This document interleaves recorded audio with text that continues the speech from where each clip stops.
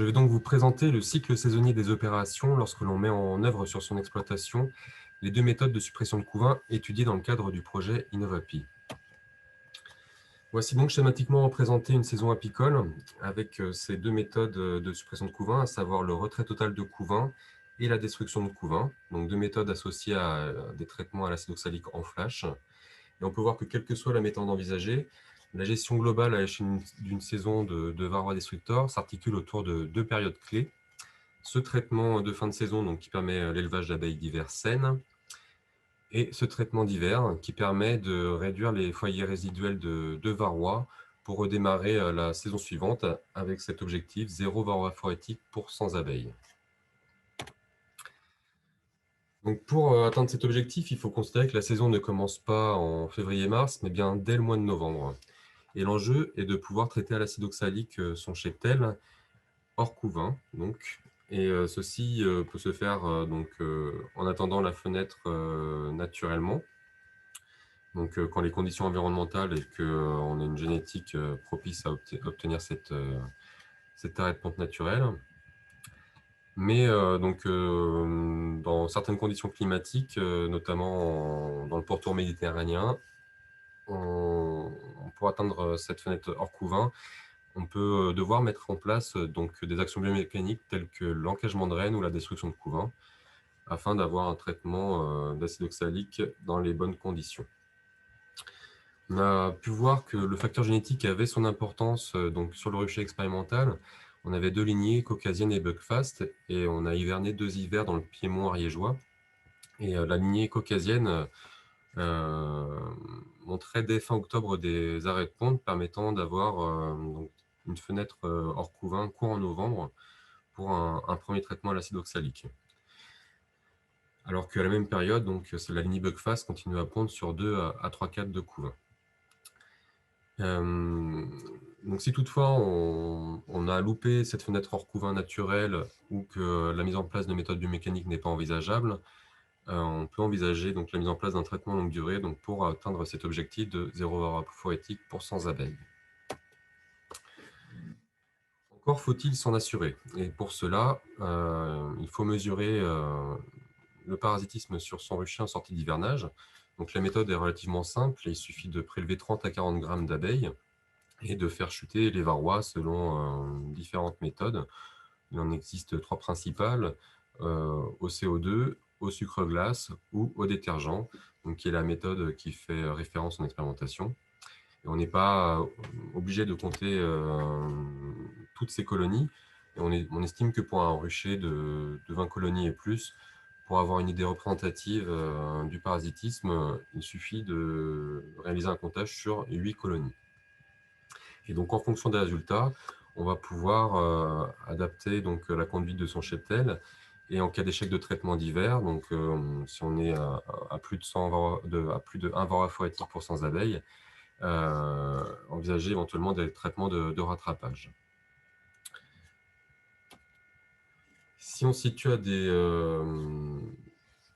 si on a atteint l'objectif de 0 varroa phorétique pour 100 abeilles, là on a l'embarras du choix et on peut envisager des parcours de mielés longs qui vont jusqu'à la mielée de fin de saison, donc récoltée début août, mi-août, donc sans trop craindre des risques de surinfestation. Et donc dans ces cas-là, on peut réaliser un renouvellement de cheptel de manière traditionnelle au printemps. Et ensuite, donc, essaims comme colonie mère partent sur des mielées dynamisantes et attendront donc un traitement à partir de la dernière récolte. Si en revanche, on est sur un niveau de parasitisme intermédiaire, donc entre 0,3 et 1 varroa phorétique pour 100 abeilles, il faudra privilégier donc, des parcours de mielées plus courts pour ne pas être dépassé par varroa courant juillet. Et du coup, donc on peut mettre en place un parcours de mielée tel que celui pratiqué dans le Piémont italien, qui enchaîne généralement donc, mielée de printemps, mielée d'acacia, qui est la mielée phare, pour terminer ensuite sur la mielée de châtaignier. Et donc là, le renouvellement de cheptel se fera un peu plus tard en saison, et afin d'avoir les plus fortes populations et optimiser les performances de production sur la mielée phare qui est l'acacia, c'est la destruction de ciel royal qui est privilégiée pour gérer la pression essaimage. C'est donc la mielée de fin de saison qui détermine quelle est la méthode de suppression de couvain la plus adaptée à ces ruchers.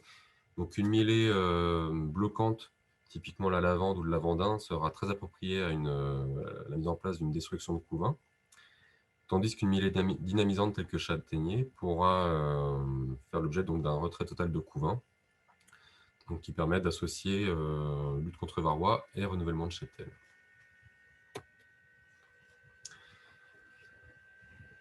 Donc dans le Piémont italien, ce retrait total de couvain a été réalisé à l'issue de la mielée de châtaignier. Donc la méthode est relativement simple, il consiste à relever, comme son nom l'indique, tous les cadres de couvain.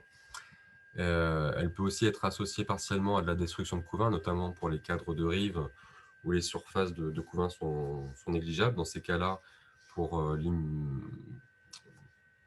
limiter l'impact sur la colonie mère et faciliter son redémarrage, lui laisser un maximum de réserve, on va pouvoir griffer ce couvain et le remettre dans la colonie.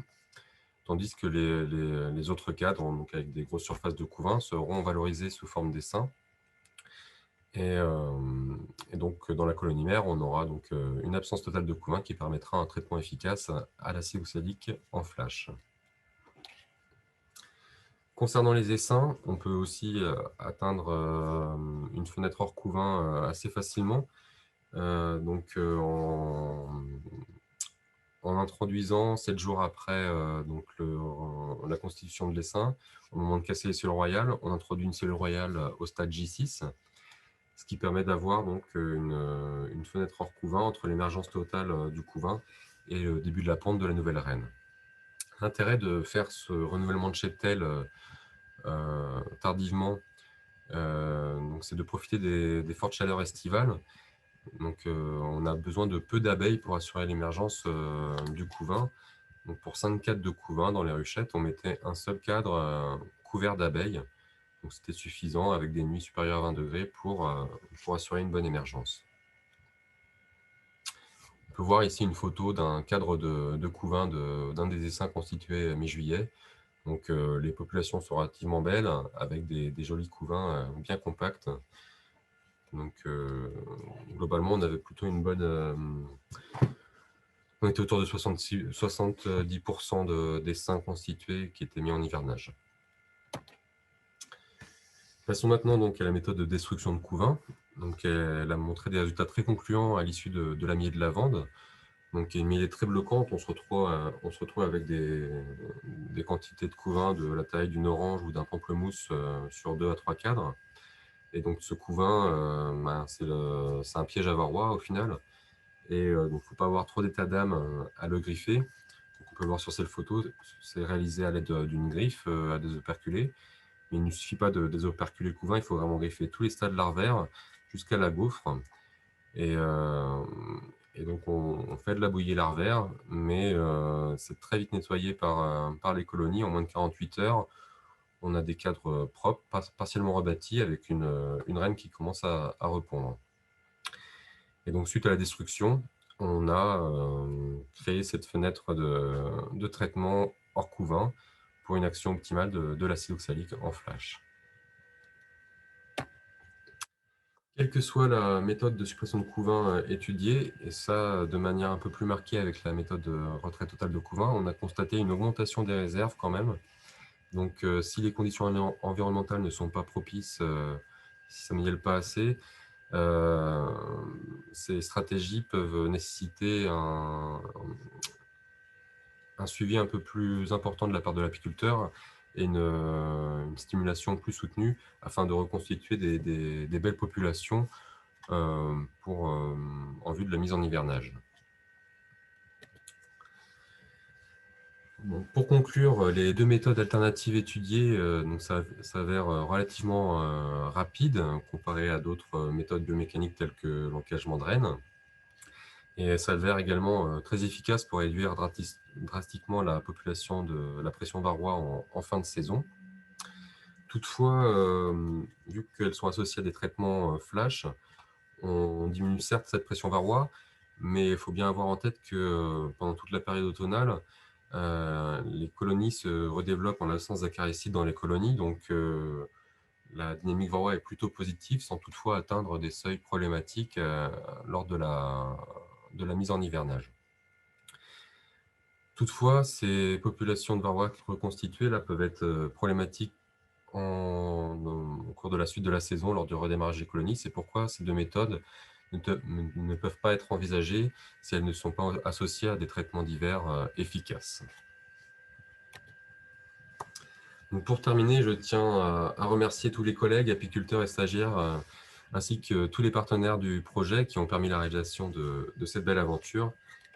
Et je vous remercie pour votre attention.